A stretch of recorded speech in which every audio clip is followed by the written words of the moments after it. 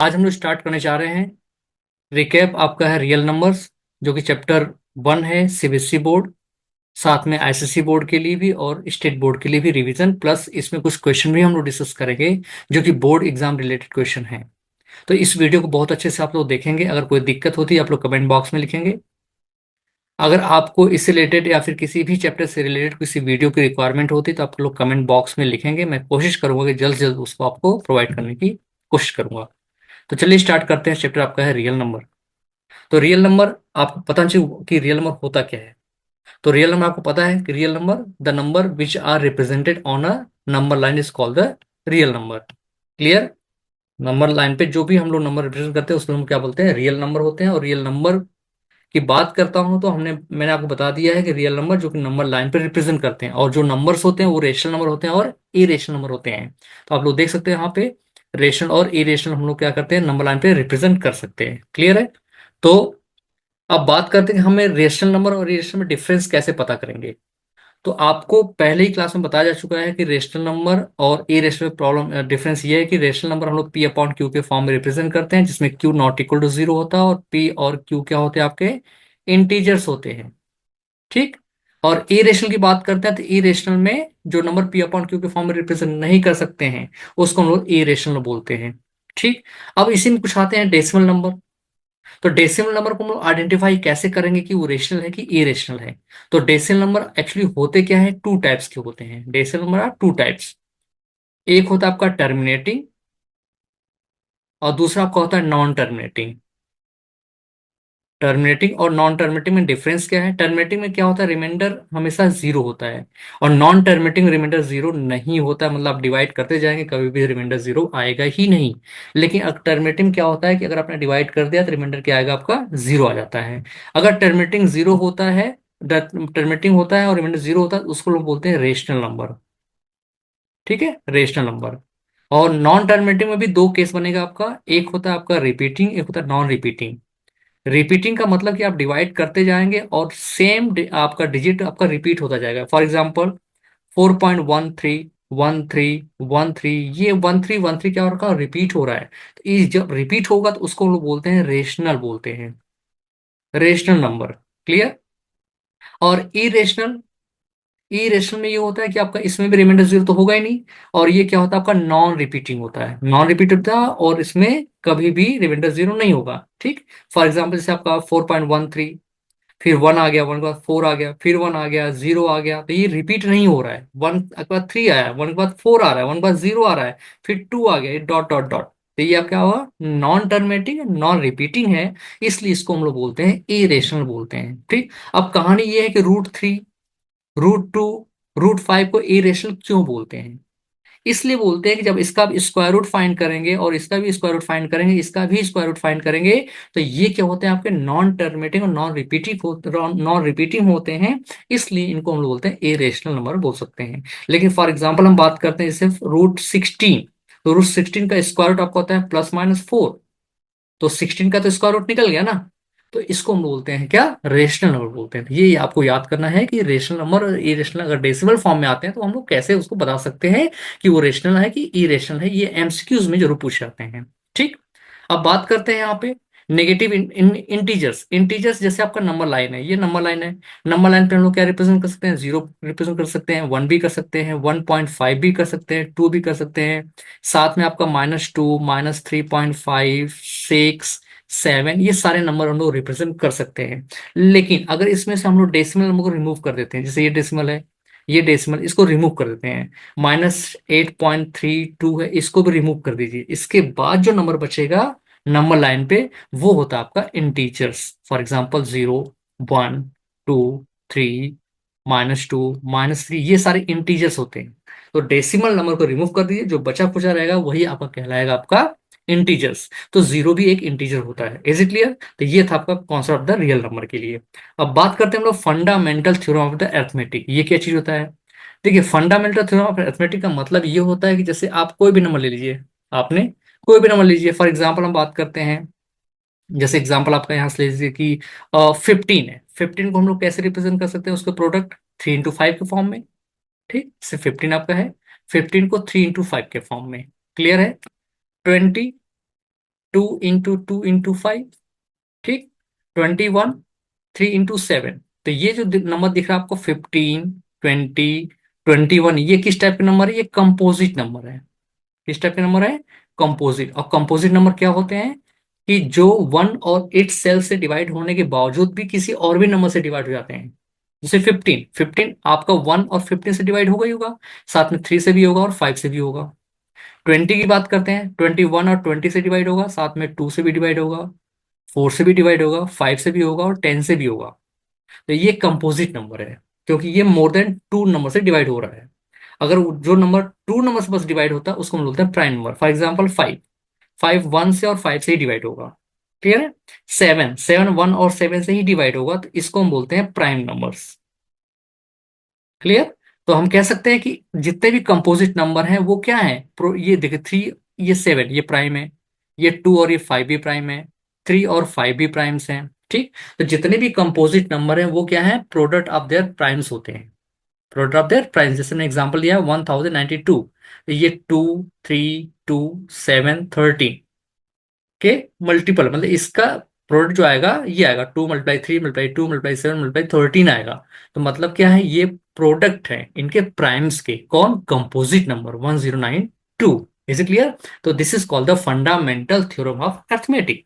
ठीक, अब आते हैं यहाँ पे थर्ड आपका note, product of any two number is equal to HCF and LCM of both numbers. For example एक नंबर आप ले लीजिए, जैसे आपने लिया आपका यहाँ पे 4 और 10, 4 और 10 का मल्टीपल करेंगे तो आपका आएगा 40, और इसका एचसीएफ फाइंड करेंगे तो कितना आएगा 2, और एलसीएम फाइंड करेंगे तो आएगा इसका 10, नहीं 10 नहीं आएगा, तो इसका आएगा 20, हाँ 20 आएगा।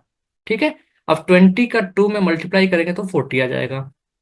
ठीक, एक और एग्जाम्पल लीजिए आप, जैसे एग्जाम्पल आपने लिया 15 और 10, 15 और 10 का एचसीएफ फाइंड करेंगे तो आपका आएगा 5, और एलसीएम फाइंड करेंगे कितना आएगा आपका, 15 और 10 का एलसीएम देखिए कितना आएगा, 15 और 10, 5 2 जा 5 3 जा, ये 2 से 3 से 3 2 6 5 जा 30, 30 आ गया। 30 का मल्टीप्लाई 5 में करिए तो आएगा आपका 150, और 15 और 10 का भी मल्टीप्लाई करेंगे तो 150 आएगा। मतलब क्या है, दो नंबर का प्रोडक्ट उनके एलसीएम और एचसीएफ के प्रोडक्ट के बराबर होता है। But this is applicable only for the two numbers, not more than two numbers. ये अप्लीकेबल बस दो नंबर के लिए होता है, मोर देन टू नंबर के लिए अप्लीकेबल नहीं होता। जैसे आपने नंबर ले लिया 5 6 एंड 8, तो ये इनके लिए अप्लीकेबल नहीं होगा, ये इनके लिए अप्लीकेबल नहीं होगा, क्योंकि ये 3 नंबर्स हैं। तो ये अप्लीकेबल है बस 2 नंबर के लिए, 3 नंबर के लिए अप्लीकेबल नहीं है। तो यही होता है आपका फंडामेंटल थ्योरम ऑफ अर्थमेटिक, ये आपको पता होना चाहिए। इससे रिलेटेड आपके क्वेश्चन आते हैं फंडामेंटल थ्योरम ऑफ अर्थमेटिक्स के। ठीक है, तो ये आप अच्छे से इस वीडियो को देखेंगे आप। अब आते हैं क्वेश्चन पे हम लोग। क्वेश्चन आपका है पहला, the decimal form of this one is terminating, non terminating, non terminating, non repeating, none of the above. तो ये क्वेश्चन आपको बोर्ड एग्जाम में आया हुआ है, तो इसमें आपको पूछा गया कि ये टर्मिनेटिंग तो है, ठीक है कि नहीं है, ये आपको बताना, और टर्मिनेट हुआ तो कितने पॉइंट होता है, इसके थ्रू आप ये भी बता सकते हो। तो पहली बात तो ये है कि आपको मैं बता दूं कि नंबर टर्मिनेटिंग आप आइडेंटिफाई कैसे करोगे। टर्मिनेटिंग आइडेंटिफाई कैसे करोगे, तो ये याद रखना कि नंबर हमेशा पी अपॉन क्यू के फॉर्म होगा।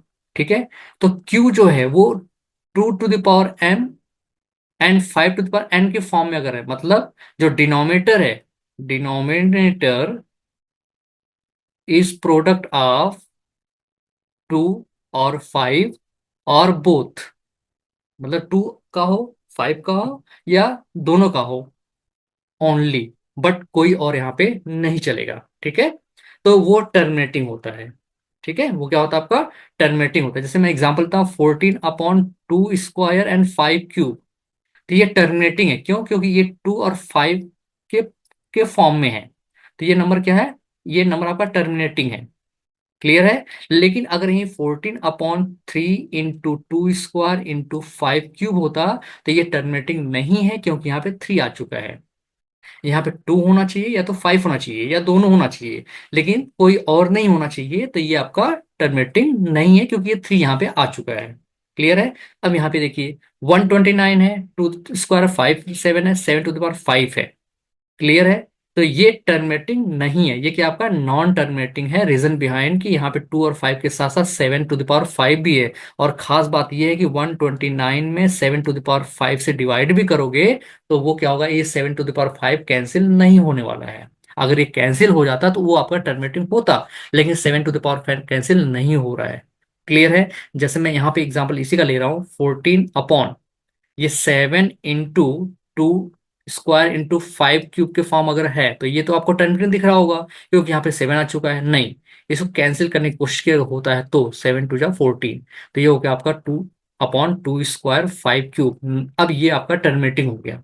तो पहले बताने से पहले आपको ये चेक करना है कि डिनोमिनेटर में 2 और 5 के अलावा कोई और अगर नंबर आ चुका है प्राइम्स, तो वो क्या ऊपर वाले से कैंसिल हो रहा है कि नहीं हो रहा। अगर कैंसिल हो रहा है तो वो टर्मिनेटिंग होगा, कैंसिल नहीं हो रहा तो टर्मिनेटिंग नहीं होगा। जैसे यहाँ पे ये आपका कैंसिल हो चुका है तो ये आपका टर्मिनेटिंग है, यहाँ पे कैंसिल नहीं हुआ तो ये आपका नॉन टर्मिनेटिंग है।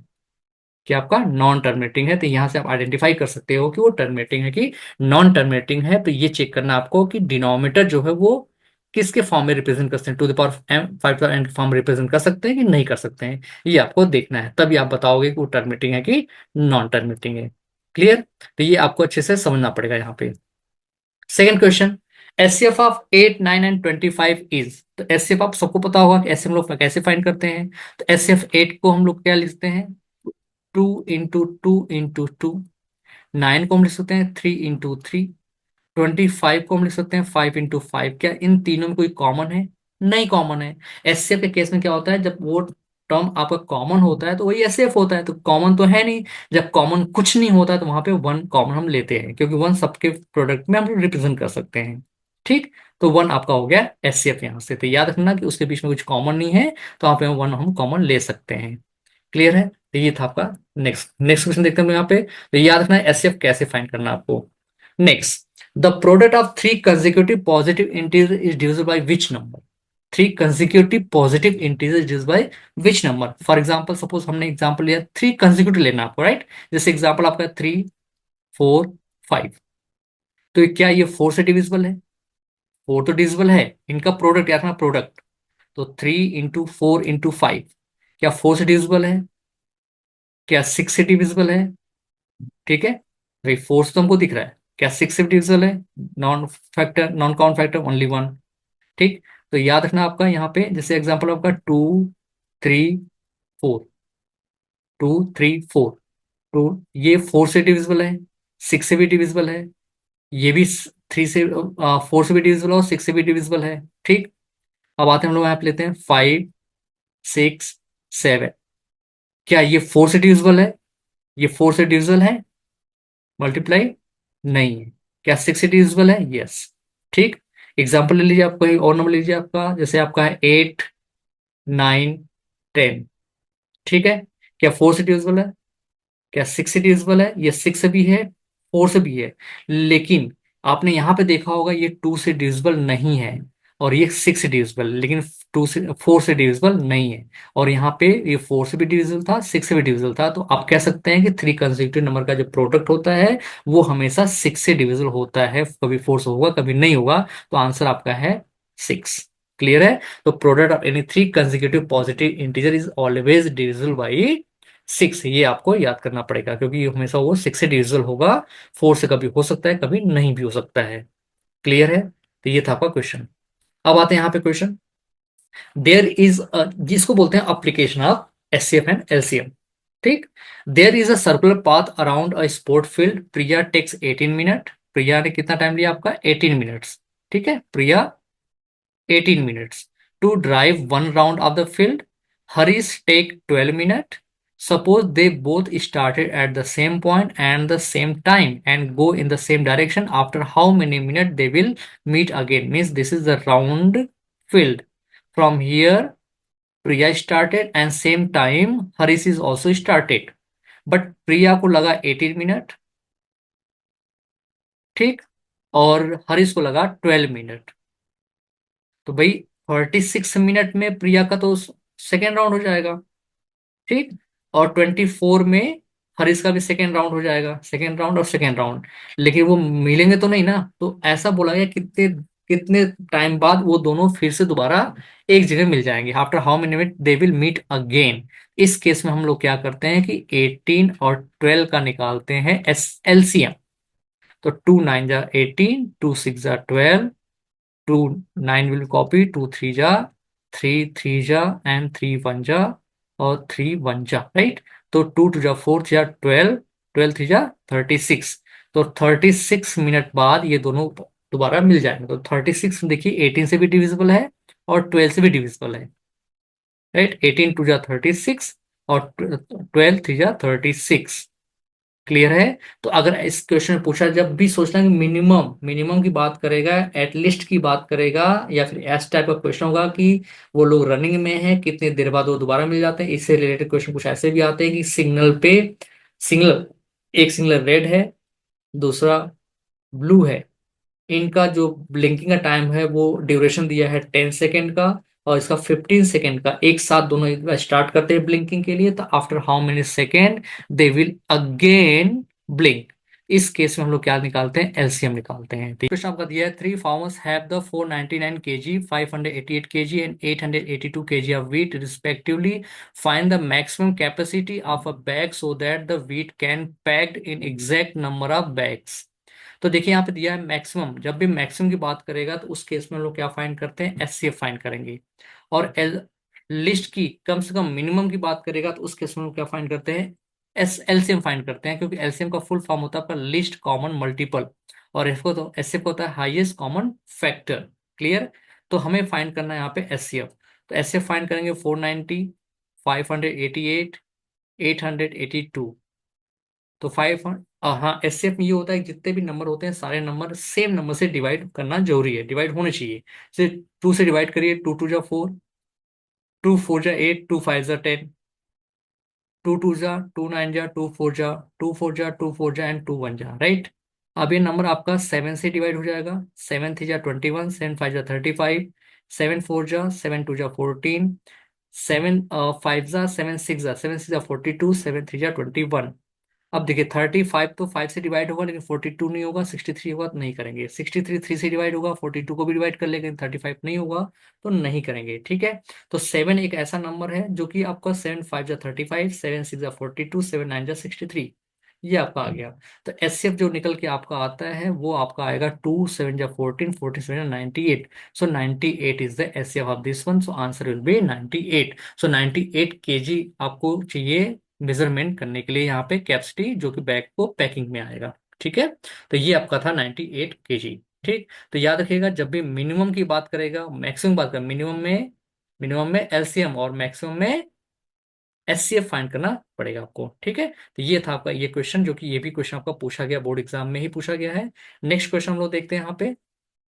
नेक्स्ट क्वेश्चन आपका है कि if two positive integers a and b can be express like x y cube and x to the power 4 y square and z, where x y are the prime numbers, so find the LCM of this one। तो ये बहुत important question है, तो याद रखिएगा ए के अंदर क्या आपका एक्स वाई 3 टाइम्स है, और बी के अंदर क्या आपका है x 4 टाइम्स, y 2 टाइम और z 1 टाइम। तो इसमें पूछा गया इसका एलसीएम क्या होगा। तो एलसीएम का मतलब होता है कि जो कॉमन है वो लेंगे, साथ में जो बचा खुचा रहेगा वो भी ले लेंगे। जैसे एक्स है, x 4 टाइम है, मैक्सिमम टाइम हम लोग यहाँ पे ले लेंगे 4, y 2 टाइम, y 3 टाइम तो y 3 टाइम ले लेंगे। ऊपर z नहीं है लेकिन नीचे z है तो z को आप ले लेंगे, तो ये निकल गया आपका एलसीएम। तो इसका आंसर आपका होता है x⁴ y cube and z, तो डी ऑप्शन इज करेक्ट। लेकिन जब बात करते हैं यहाँ पे एचसीएफ के लिए, तो एचसीएफ में क्या होता है कि हम कॉमन लेते हैं। तो कॉमन में यहाँ देखिए x 1 टाइम है, x 4 टाइम है, तो मिनिमम मिनिमम यहाँ पे लेंगे x। याद रखिए एलसीएम हम लोग मैक्सिमम लेते हैं और एचसीएफ में मिनिमम कॉमन लेते हैं। तो x 1 टाइम 4 टाइम तो x लेंगे 1 time, y 3 time y 2 time तो y 2 टाइम मिनिमम, और z यहाँ पे है लेकिन यहाँ पे नहीं तो z को काउंट नहीं करेंगे, तो एचसीएफ हो जाएगा आपका X Y square. So this is the method to find the LCM and HCF of the A and B, is it. So ये था आपका इक्वेशन। अब नेक्स्ट क्वेश्चन हम लोग बढ़ते हैं। नेक्स्ट क्वेश्चन आपका है कि the multiplication of two irrational number is simple है, बहुत इजी क्वेश्चन है कि जब भी कोई भी आप दो नंबर लेंगे जिसमें से टू ई रेशनल, याद रखना टू ई रेशनल होना चाहिए आपका, टू ई रेशनल। जैसे एग्जांपल आपका है 3 + √2, ये ई रेशनल है, ठीक। और दूसरा आपका है 3 - √2, ये क्या आपका, ये भी इरेशनल है। इसका प्रोडक्ट करने पे क्या आएगा? दूसरा आपका है 3 + √2 और 2 + √2, इसका प्रोडक्ट करेंगे तो क्या आएगा? तो इसमें ये देखिए, इसको प्रोडक्ट करेंगे तो आपका आ जाएगा, जैसे देखिए ना, आपका a + b, a - b, तो 3² - √2²। तो ये आपका 9 - 2 = 7, तो ये हो गया रेशनल आपका। लेकिन इसका मल्टीप्लाई करेंगे तो ये आएगा 3 × 2 = 6 +3 √2। √2 का मल्टीप्लाई 2 में करेंगे तो आपका आएगा 2 √2, और √2 का √2 में करेंगे तो आपका आएगा 2। तो 6 + 2 = 8 +3 to 5 √2, जो कि इरेशनल है। तो ये कभी रेशनल भी आ सकता है, कभी इरेशनल भी आ सकता है। ठीक है। तो दो इरेशनल का मल्टीप्लीकेशन जब भी करोगे तो कभी रेशनल होगा, कभी वो इरेशनल होगा। इसका आपका सी ऑप्शन करेक्ट है। ठीक है। तो ये याद रखिएगा, दो डिफरेंट रेशनल और इरेशनल का मल्टीप्लिकेशन, दो इरेशनल का मल्टीप्लिकेशन जब भी करेंगे तो कभी रेशनल भी हो सकता है, कभी इरेशनल भी हो सकता है। क्लियर है? नेक्स्ट क्वेश्चन देखते हैं यहाँ पे। The largest number that divide 70 and 125 which leave the remainder 5 and 8 is, वो कौन सा नंबर है जिसको हम 75 में डिवाइड करें तो रिमाइंडर 5 आए, और 125 में करें तो 8 आए? तो ये तो एमसीक्यू क्वेश्चन आप बहुत इजी कर सकते हो। लेकिन जैसे 2 मार्कर में क्वेश्चन आपका आ जाता है बेसिक में स्टैंडर्ड के लिए, तो इसको सॉल्व कैसे करेंगे आप? तो सॉल्व ऐसे करेंगे कि 70, आपको वो नंबर ढूंढना है जिसको डिवाइड करें 70 में, तो डिवाइड होने के बाद 5 रिमाइंडर हो, और 125 में डिवाइड करें तो डिवाइड होने के बाद 8 रिमाइंडर हो। क्लियर है? तो वो नंबर है कौन सा? इसको फाइंड करने के लिए हम क्या करते हैं, 70 में से 5 को माइनस कर देंगे, 65, और यहाँ से 8 माइनस करेंगे तो 117 आ जाएगा। अब करना क्या है कि 65 117 का हमें निकालना है एचसीएफ। क्या निकालना है? एचसीएफ। तो ये हो जाएगा 5 × 30। ठीक है। 117 को डिवाइड करेंगे तो डिवाइड किससे होगा आपका? 3 से डिवाइड होगा ये, 3 से डिवाइड हो जाएगा। देखिए 173, 3 × 3 = 9, 3 × 9, एंड 3 × 9 = 27, और 3 से डिवाइड होगा, 3 × 1 = 3, 3 और ये 13 से भी डिवाइड होगा। क्लियर है? तो ये आ गया 1 आपका। तो यहाँ पे आपका हो जाता है 125 को हम लोग लिख सकते हैं, 117, नॉट 125, 117 को हम लिख सकते हैं 3 × 3 × 7, 13। अब दोनों में कॉमन क्या है? 13, 13 कॉमन है, मतलब ये 13 से डिवाइड कर लेंगे आप। ठीक है। 13 से डिवाइड करेंगे तो वो आपका आएगा, 70 में डिवाइड करोगे तो 5 रिमाइंडर आएगा। देखिए 13 डिवाइड टू 70, 13 5 = 65, रिमाइंडर इज 5। और 125 में जब डिवाइड करोगे आप 13 से, 13 9 = 117, remainder will be 8। Clear? Remainder will be 8। तो यही आपका 13 है, जो कि नंबर है लार्जेस्ट नंबर जिसको हम डिवाइड करेंगे 70 और 125 में, तो रिमाइंडर आपका आएगा कितना? 5 और 8 रिस्पेक्टिवली। तो उसको करने का मेथड यही है कि पहले 70 से 5 को सब्ट्रैक्ट करेंगे, 65 आएगा। 125 से 8 को सब्ट्रैक्ट करेंगे, 117, फिर दोनों का फाइंड करेंगे हम लोग एचसीएफ, और एचसीएफ कितना आएगा आपका? 13। सो this is the answer. Is it clear? तो ये एक टाइप का क्वेश्चन आपका पूछा गया एग्जाम में, तो इसको भी आप अच्छे से देख लीजिएगा। ठीक है। अब बात करते हैं नेक्स्ट क्वेश्चन की तरफ बढ़ते हैं हम लोग।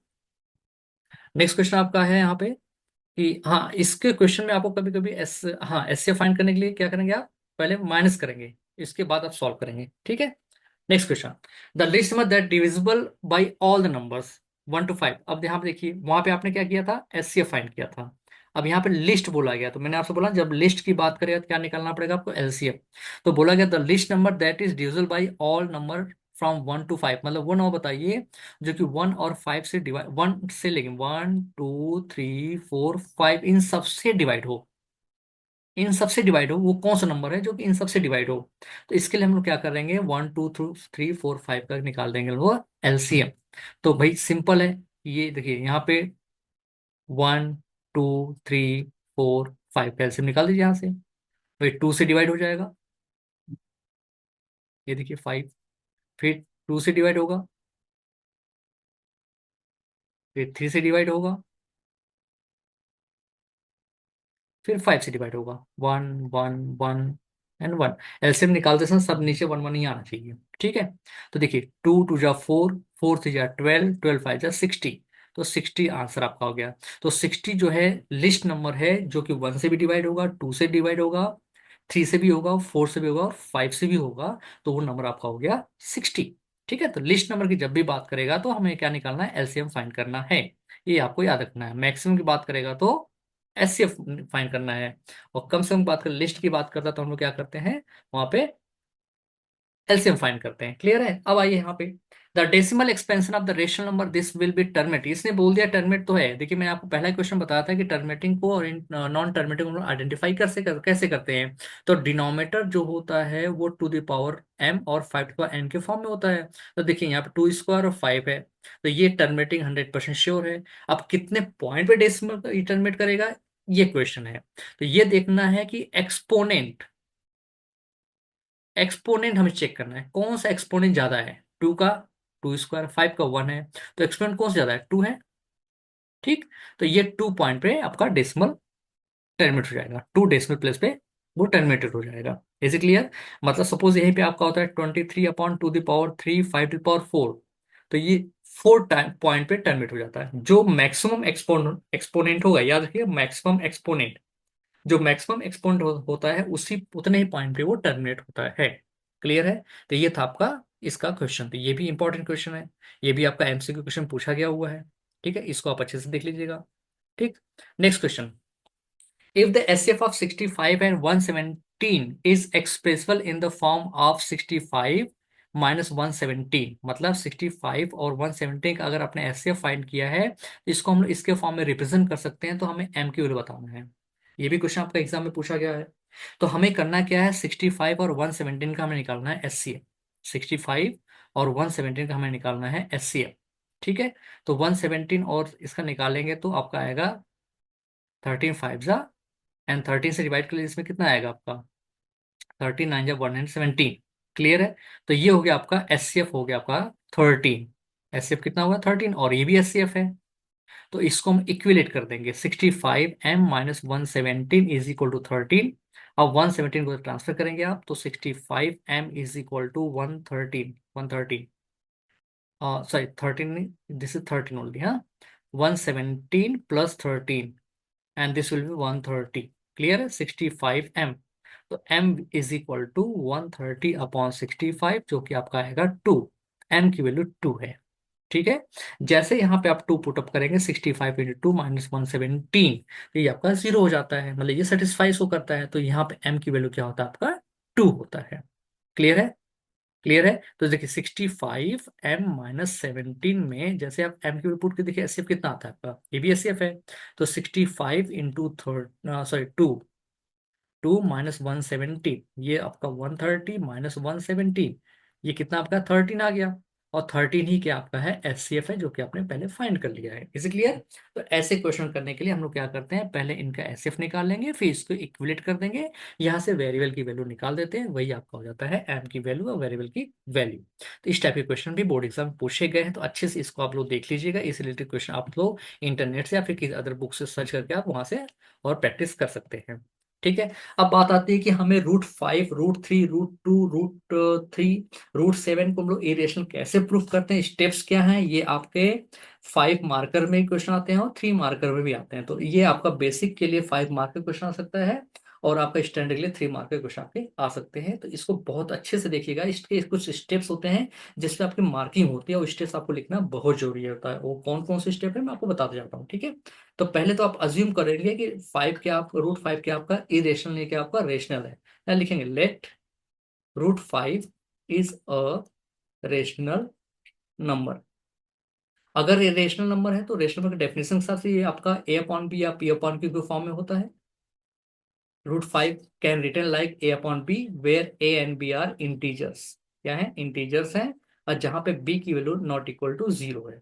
ठीक, अब क्या करना है कि हमें दोनों साइड का स्क्वायर करना है। स्क्वायर करेंगे तो ये हो जाएगा 5, ये हो जाएगा a² / b²। क्लियर है? √5 is equal to a² / b²। अब यहाँ पे करें क्रॉस मल्टीप्लीकेशन, तो 5b² is equal to a²। ठीक है, अब कहानी ये है कि ये a² 5b² मतलब a² क्या है 5 का मल्टीपल है, या 5 का मल्टीपल है। तो इक्वेशन 1 रिप्रेजेंट करता है a² इज मल्टीपल ऑफ 5। तो अगर कोई स्क्वायर नंबर किसी नंबर का मल्टीपल है तो उसका स्क्वायर रूट भी उसी नंबर का मल्टीपल होता है। जैसे एग्जांपल लेते हैं 36, 36 क्या है 6 का मल्टीपल है। और 36 का स्क्वायर रूट आपका 6, तो 6 भी 6 का मल्टीपल होता है। तो रूट अगर ए स्क्वायर 5 का मल्टीपल है तो ए भी इसका क्या होगा, 5 का मल्टीपल होगा। तो हम लिख सकते हैं ए इज इक्वल टू 5c, जहाँ पे c क्या है आपका, कोई भी आर्बिट्री कांस्टेंट हो जाता है। क्लियर है। अब इस ए की वैल्यू लाके हम पुट करते हैं 1 में। ठीक, मतलब ये 5 भी हो सकता है, 5 टू जा 10 भी हो सकता है, 5 से 15 भी हो सकता है, कौन, ए की वैल्यू। क्लियर है। अब ए को लाके हमने यहाँ पे पुट किया, तो ये देखिए स्टेप्स है जिसमें मार्किंग होती है। इस पे पहले मार्किंग होती है 0.5 की, 0.5 पे इससे मार्किंग होती है, इसके बाद कैलकुलेशन मार्किंग होती है।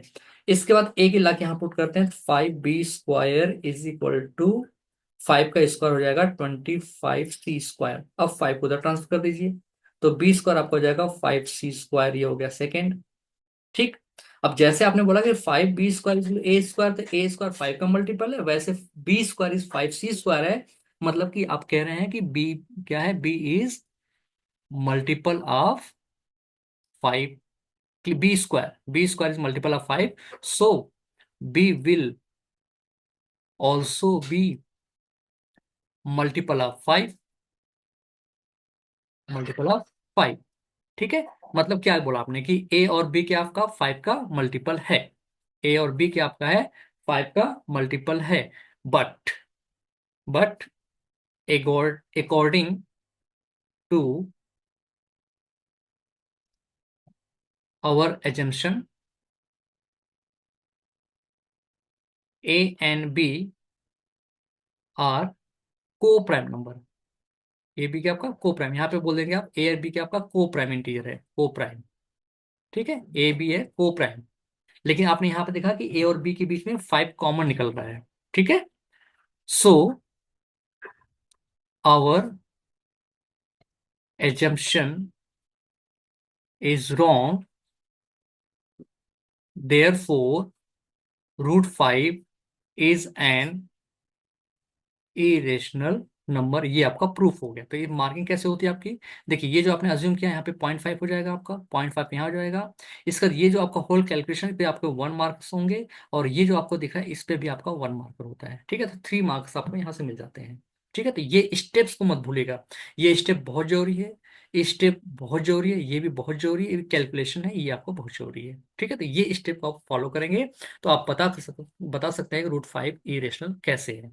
क्लियर है। वैसे ही आप क्या करेंगे कि रूट 3 के लिए, रूट 7 के लिए इरेशनलिटी प्रूफ कर लेंगे, तो ये आपका प्रैक्टिस हो जाएगा, जो कि आपको अच्छे से क्लियर हो जाएगा। ठीक है।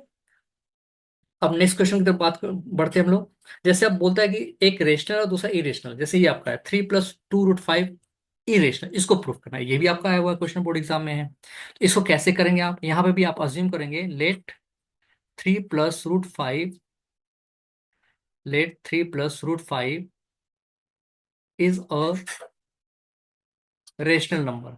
तो इसको भी हम लोग क्या कर सकते हैं, a/b के फॉर्म में रिप्रेजेंट कर सकते हैं, जहां पे a एंड b के आपके हैं इंटीजर्स हैं। यहाँ पे भी इंटीजर्स आप अज्यूम करेंगे। ठीक। अब देखिए a और b इंटीजर्स है, और ये इंटीजर्स है, तो ये 100% ये क्या होगा आपका रेशनल नंबर ही होगा, ये क्या होगा आपका रेशनल नंबर होगा। ठीक। और ये 3 भी क्या आपका है रेशनल नंबर है, और आपको पता है कि रूट 5 क्या आपका इरेशनल है। तो हम क्या करेंगे, रेशनल नंबर को रेशनल नंबर के साथ में हम लोग ट्रांसफर करेंगे। तो यहाँ लिख सकते हैं 2√5 इज इक्वल टू a/b-3। यहाँ पे b एलसीएम हो जाएगा, तो a-3b 2√5। अब 2 को ट्रांसफर करेंगे यहाँ पे, तो आपका आ जाएगा root 5 is equal to a-3b/2b।